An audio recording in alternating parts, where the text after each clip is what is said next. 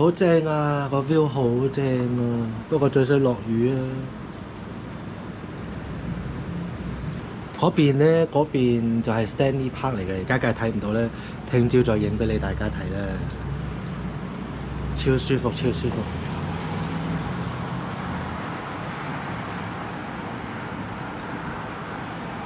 我都好似仲未同大家正式拜一個年喎，咁我喺度咧就恭祝大家虎年身體健康。呢幾年咧身體健康，我諗大家都係首要想要嘅嘢啦，係咪？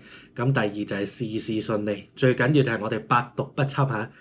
Hello，我都好似有一排冇出片咯喎，咁咧頭先見到我話 Stanley Park，咁大家都知道我已經又翻嚟溫哥華啦。不過今次咧就唔係 short layover 啦，唔使留喺機場。我今次呢個 layover 就比較長，所以咧就落咗嚟 downtown。不過我都想睇下仲有冇拉麵食，因為附近咧有幾間拉麵鋪咧真係一流啊！同埋聽朝我要去一間我好耐冇去過嘅Fujiya 就係如果喺溫哥華大家有去過就會知啦。咁其實佢係一間好似少少嘅日式超市啦，但係佢啲壽司啊啲便當咧係幾抵食，即係唔係話非常之高質，但係咧係抵食同埋都 OK 嘅。咁佢都係日本人做啦。如果再有時間嘅話咧，再行埋 downtown 嗰間 Daiso，以前就喺阿巴甸嗰度噶嘛，但係而家咧佢就開咗嚟 downtown，仲要喺我哋酒店附近先。不過咧就要睇下有冇時間先，因為咧都係落雨，咁變咗其實出去行都唔係幾方便。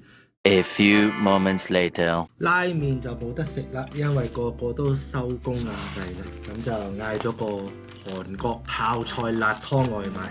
不過係衰在咧就係冇俾刀叉我，呢個咧就好在酒店大堂佢有個小賣部，如果唔係都唔知點食，仲要係湯嚟嘅添，係咪？幾勁料嗰個，仲要係結嗰隻喎，唔係稀溜溜嗰隻。呢間嘢我好似去過食㗎，即係我直情係坐低入邊食過㗎。咁頭先因為都係夜啦，佢哋又就嚟收工，所以我費事入去食啦，咁就嗌 Uber。咁啊有個泡菜湯啦，有飯，有個忌廉牛油粟米，仲有呢個醃菜頭，呢個係菜頭定洋葱辣辣地，呢個我幾中意。咁呢啲泡菜湯一般嚟講都係豬肉豆腐泡菜係咁上下啦。咁佢呢個真係結，其實真係都幾重料，爆紅嘅顏色，試試佢先。佢啲泡菜咧唔算太酸啊，各有各人中意啦。我自己就中意啲酸啲嘅，其實酸就即係發酵得成熟啲。不過個湯底咧真係夠味啊！即係你見我滗起嚟好結啦，好有質感啊！食落去，撈啲飯食先。呢啲就梗係要撈住飯食係最正啦。哎呀，搞唔到，哎呀，因為佢呢個飯唔知係咪嗰啲佢哋韓國人嗰啲即食飯嚟嘅咧？佢哋好興有一種微波爐叮嗰啲即食飯咧，就係咁樣一碗碗，咁就有呢啲大肥嘅豬肉啦，跟住豆腐咧就你見係同我哋中國人比嗰種咧，佢係粗少少嘅。但係佢嘅豆味係勁香濃，韓國人嘅豆腐係豆味非常之香，同埋嗰個咬落去係比較實少少嘅。試下個粟米先，唔知係咪嗰啲牛油粟米咧，定係普通忌廉粟米咧？兩樣都唔係，係沙律醬粟米。不過撈咗啲葱花落去嘅，所以又有啲即係少少嗰啲青葱味，唔知大家中唔中意咧？跟住呢個醃洋葱就係應該有少少醬油味同埋辣辣地嘅。青陽椒咧就有辣有唔辣，就睇你好唔好彩啦。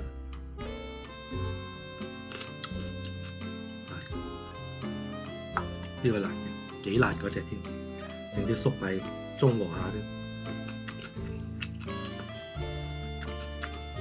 記唔記得呢個啊 ？Cool water 大水啊！咁本來食拉麵咧，我就掙扎緊應該去 Matsuurama 定係應該去丹部，不過冇啦，因為兩間都係同一樣11點收。咁我頭先搞得嚟都成10點幾，咁費事去踩人哋場啦，人哋收工。我自己以前做過餐飲業嘅，最怕就係人哋收工之前半個鐘頭入嚟㗎啦，係咪？呢間韓國嘢我頭先講過啦，我之前同朋友去過嘅，我哋坐低食過飯嘅，但係入邊嗰度係好黑同埋好嘈嘅，如果冇記錯嘅話，所以咧唔係幾適合拍片嘅。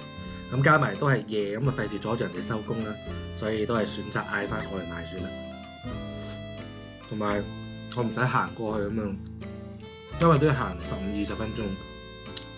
今晚就 Netflix 食嘢，瞓醒聽朝就去Fujiya買壽司，同埋順便行下嗰個唔係好大嘅啫，不過帶大家去睇下。咁另外如果有時間又唔係好大雨嘅話咧，就行埋 Daiso。好，係咁先，聽日見。The next day. 尋晚就睇得唔清楚啦，而家就睇得好清楚啦。嗰度咧嗰一紮咧其實就係 Stanley Park 嚟嘅。咁 Stanley Park 好大嘅，一路氹氹框咁樣圍住。咁如果其實我冇望遠鏡啊，如果有望遠鏡嘅話咧，其實喺嗰堆樹林中間咧就係好出名嗰啲圖騰木嗰個位啦。咁所以呢一個房咧，其實啲 view 就嗰度啱啱有架嗰啲海上飛機起飛啊！唔知大家見唔見到喺呢棟大廈隔離嗰度？咁我哋其實就喺正 downtown 嘅市中心嘅，你見到都好多呢啲都係全部都係啲 condo 啦。咁佢哋個景啊正啊，你睇下全部望住個 harbour。咁一陣出去買日本嘢食。Daiso 咧今日就應該真係冇時間去啦，因為走唔到兩笪地方啊。如果你話平時我就咁去 Daiso 買嘢咧，都可能要講緊行個幾兩個鐘，加埋拍嘢嘅話咧，就真係冇乜可能啦，唔夠時間。淨係去嗰間Fujiya咧，哇！呢啲 condo 真係好靚，唔係講笑。呢啲咁嘅單位，我諗如果向湖嗰啲，可能都要200-300萬一個，起碼200-300萬一個。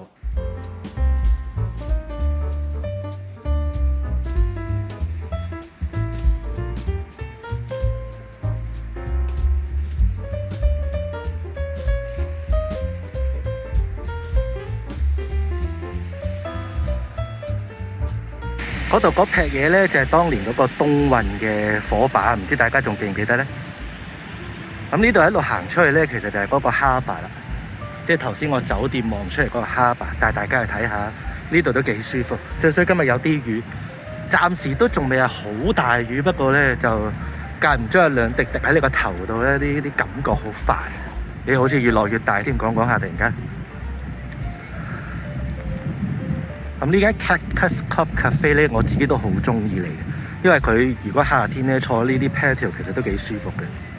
咁呢個就係個奧運火把啦，即係呢個，喂，真係衰！嗰頭講完話唔大雨，突然間咧就噼里啪啦咁。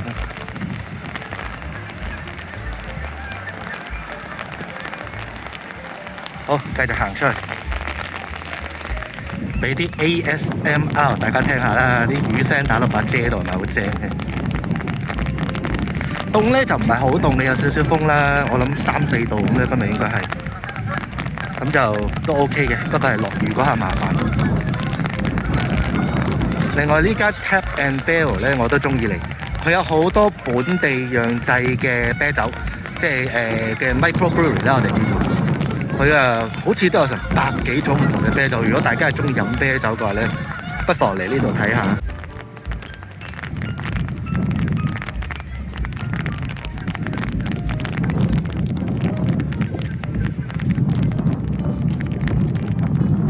喺加拿大咧，我哋真係好難得見到有海嘅。你知尤其是我哋住多倫多嗰啲啦，咁啊見到個海咧就好興奮嘅。呢啲飛機啊，頭先咧咪話喺酒店房嗰度見到有呢啲飛機嘅，佢哋係做嗰啲叫做呢啲叫 seaplane 啦，即係海上飛機啦。咁佢哋咧就會帶你哋上去兜圈啊，做一啲 tour 啊咁樣嘅。住喺呢啲咁嘅 condo 咧，真係好正咯。佢有啲仲要係啲複式啲 loft 嚟嘅。哇！你睇下朝頭早望出嚟，真係個人乜都好啦，係咪？乜都醒晒啦，真係好正。其實我自己不嬲都幾中意溫哥華嘅，不過一來咁冇理由唔通貿然就話搬屋就搬屋咩？咁第二其實溫哥華都幾貴噶嘛。雖然話近呢10年8年多倫多都貴咗好多，但係我其實計落其實溫哥華都仲係貴過我哋多倫多。好似頭先行過啲油站咧，最平嗰間啊都167啊，167啊大佬，我哋150都嗌晒救命啦，係咪先？就係呢間Fujiya啦，咁其實咧品質咧就唔可以話非常之好啦，咁但係勝在佢就乜都有啦，價錢 OK 啦。如果你話要我俾嘅，咁會唔會其實有啲似細個800伴嗰一種咧？係啦，即係800伴嗰一種嘅品質咧，咁就唔係難食嘅，係咯。咁我而家都係啱開鋪入去睇下先。A few moments later. 好似我都慣性咧會問一問嗰個店主可唔可以拍片啲，我都冇諗過原來佢唔俾人拍片咯。咁我都明嘅，即係做生意唔係個個都中意人哋拍片嘅嘛，係咪？咁所以咧買咗幾樣嘢就走啦。俾你睇下買咗啲咩先。sorry 啊，我間房好亂啊。買咗個餃子啊，俾你睇下啲價錢咯，咁你大概就知道佢係咩價位咯。買咗個餃子就4蚊4毫半就6隻，咁呢啲就凍嘅。咁咧你自己可以微波爐叮翻熱啦。咁跟住有個 salmon roll 5蚊2毫半就有8大嚿啦。另外仲買咗個即食嘅麵豉湯，咁係日本人做嘅。但係佢啲嘢咧，其實就係由工場度交過嚟嘅。咁因為佢有幾間嘅，佢唔係淨係得一間嘅。咁所以佢個工場應該係一次過做晒，咁跟住就交嚟咁咁佢哋係上架嘅啫。鋪頭入邊係唔整任何嘢嘅，係咯。晏啲先食，而家唔係好肚餓。趁而家仲有啲時間，再出去行多個圈先，睇下附近有咩睇。